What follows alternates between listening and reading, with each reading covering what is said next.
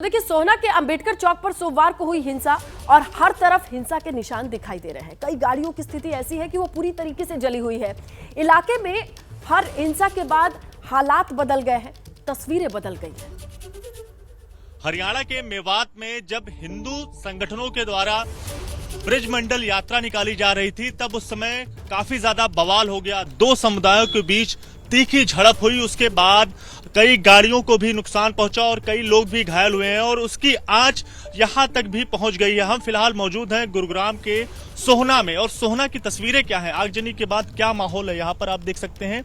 जो दुकानें थी रेहड़ी पटरी पर, कई सारी जो खाने पीने की दुकानें थी, उन्हें तोड़ फोड़ दिया गया है। ये जो बड़ी घटना और दो समुदायों के बीच जो झड़प हुई, उसकी आंच यहाँ पर पहुँच गई है। जब यहाँ पर झड़प हुई, लड़ाई हुई, तब यहाँ पर जो खाने पीने के सामान थे उन्हें भी आग के हवाले कर दिया गया है। तो ये काफ़ी ज़्यादा यहाँ पर तनातनी दो समुदाय के बीच हुई। उसके बाद ये आप सामने तस्वीरें देखिए किस तरह से यहाँ पर कढ़ाई है बड़ी बड़ी, उसको जला दिया गया है, आग के हवाले कर दिया गया है। किसी का खाना यहाँ पर बन रहा था और उसे पूरी तरह से जला दिया गया है। काफ़ी ज़्यादा इस इलाके में पूरी तरह से तनाव की जो स्थिति है, उसकी ये तस्वीरें फिलहाल यहाँ पर गवाही दे रही हैं। तो हमारे सहयोगी दिव्यांकर कल रात के जो हालात थे वो दिखा रहे थे, लेकिन अभी मौजूदा हालात क्या है, ताज़ा हालात क्या है, ये समझने के लिए रुक करेंगे हमारे सहयोगी अभिषेक उपाध्याय का।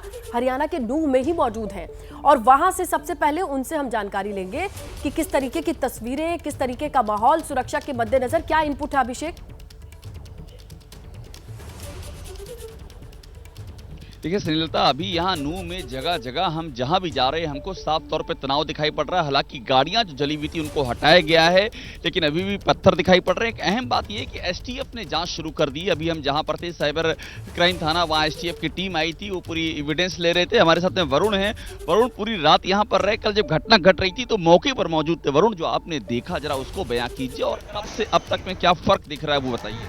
देखिए, मंजर बेहद भयावह था, क्योंकि अभी जो हम देख रहे हैं यहाँ पर जो शांति बनी हुई है, तनाव जरूर थोड़ा सा बरकरार है, लेकिन कल जो स्थिति थी बहुत खराब थी। इसी इलाके में जाम, इसी इलाके नहीं, इसी चौराहे पर यहाँ पर सैकड़ों की संख्या में पुलिसकर्मी थे। और अगर आप मेरे कैमरामैन उस तरफ दिखाएंगे, सड़क के उस तरफ, इस चौराहे पे दूसरी तरफ हर जगह पर उपद्रवी थे, जो कि लगातार पुलिस के ऊपर पथराव कर रहे थे। पुलिस के ऊपर हवाई फायरिंग हो रही थी। पुलिस यहाँ से उनके ऊपर आंसू गैस के गोले छोड़ती थी, पुलिस भी हवाई फायरिंग कर रही थी। तो आप अंदाजा लगाइए कि घरों की छतों से फायरिंग हो रही थी पुलिसकर्मी के ऊपर और पुलिस लगातार आंसू गैस के सब आपके आंख के सामने, आंखों के सामने। मैं जब आगे की तरफ बढ़ने लगा, मुझे पुलिस वालों ने रोक दिया, आगे मत जाओ, छतों से गोली चल रही है, तो आपके लिए बेहद खतरनाक हो सकता है। तो आप अंदाजा लगाइए। उधर अंदर मैं गलियों में गया, दुकानों में आग लगी हुई थी, सड़कों पर टायर जल रहे थे। तो ये स्थिति तो मैं आपको उस जगह की बता रहा हूँ। गाड़ियाँ हटाई गई हैं जो यहाँ पर गाड़ियाँ लगी हुई थी। सुबह 3 बजे तक यहाँ पे गाड़ियों की लाइन लगी थी। अगर मैं अंदाजे से बताऊं तो करीब पिछले 3 घंटे के अंदर यहाँ पर 70 से 80 गाड़ियों को और 4 से 5 बसों को क्रेन के जरिए हटाया गया है, रोड को क्लियर कराई गई है। यानी आप अंदाजा लगाइए, सुबह 5 बजे से पहले यहाँ का मंजर बेहद भयावह था। ये देखिए, ये जो तस्वीर वरुण ने बताई है, अभी भी हम यहाँ पर देख रहे हैं कि अभी भी जो चहल पहल है बहुत ही कम है। और सबसे अहम बात ये है कि पूरे रास्ते में देखिए, जहाँ भी अभी कैमरा मूव होगा आपको ये देखिए, ये इस तरह से शीशे टूटे पड़े हुए हैं। मतलब ये पूरा रास्ता जगह जगह गवाही दे रहा है कि आखिरकार यहाँ पर हुआ क्या है। और यही जो तस्वीर है, यही तस्वीर इस समय नूह की पहचान बनी हुई है। ये दुखद है, चौंकाने वाला है अभिषेक। लेकिन अगर अब शासन प्रशासन से बात किया जाए, इंटेलिजेंस कहाँ रह गया, क्या चीजें ऐसी हो गई, मिसिंग एलिमेंट क्या है जो पैरेलली चल रहा होगा? सबसे पहली प्रायोरिटी तो ये है कि यहाँ पर शांति व्यवस्था बनाई जाए और आने वाले कुछ दिनों तक सब कुछ थमा रहे, कंट्रोल रहे।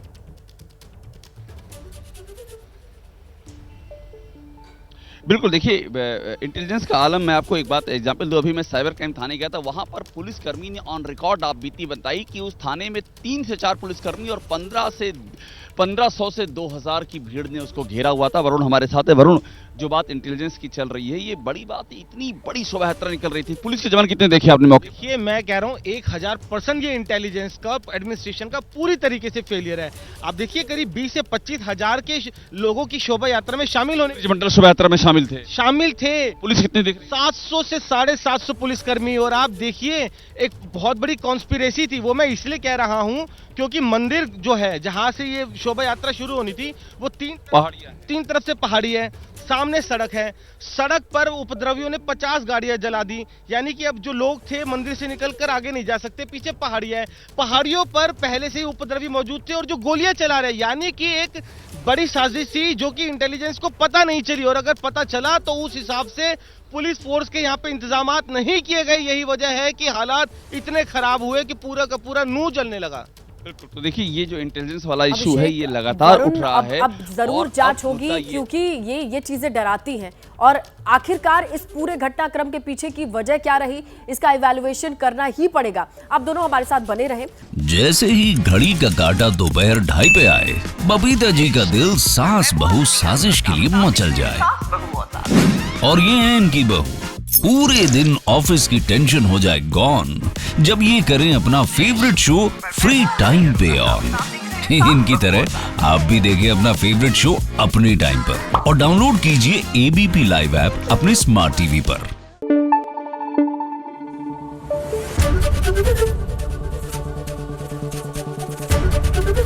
एबीपी न्यूज आपको रखे आगे।